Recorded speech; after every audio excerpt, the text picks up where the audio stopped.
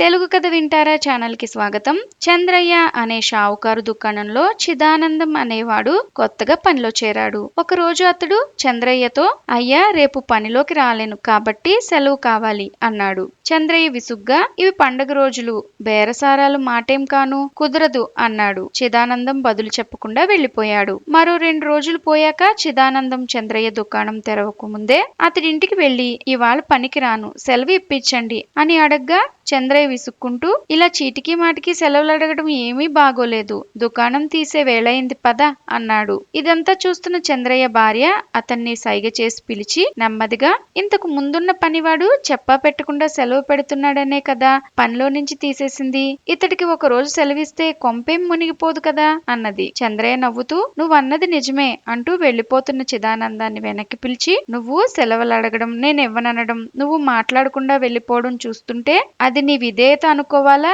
లేక నిజంగా కావలసే సెలవు అడుగుతున్నావా అన్నాడు. అయ్యా, నాకు కావలసింది మీరు సెలవు ఇవ్వననడమే అన్నాడు చిదానందం. అతని సమాధానానికి చంద్రయ్య భార్య అవాక్కయ్యారు. చిదానందం వాళ్లతో, మొన్న సెలవు అడిగింది పొరుగురు పుట్టింట్లో నా భార్యని దిగబెట్టి రావడానికి. ఒకసారి అక్కడికి వెళ్ళిందంటే ఆమె ఒక పట్టాన తిరిగి రాదు. ఇవాళ సెలవిమ్మన్నది ఆమెని దేవుడి తిరునాళ్లలో తిప్పి తీసుకురావడానికి. అక్కడ ఆమె నా చేత పెట్టించబోయే ఖర్చును భరించే స్తోమత నాకు లేదంటూ వెళ్ళిపోతుంటే అసలు విషయం ఇదా అంటూ వాళ్ళిద్దరూ కడుపుబ్బా నవ్వుకున్నారు.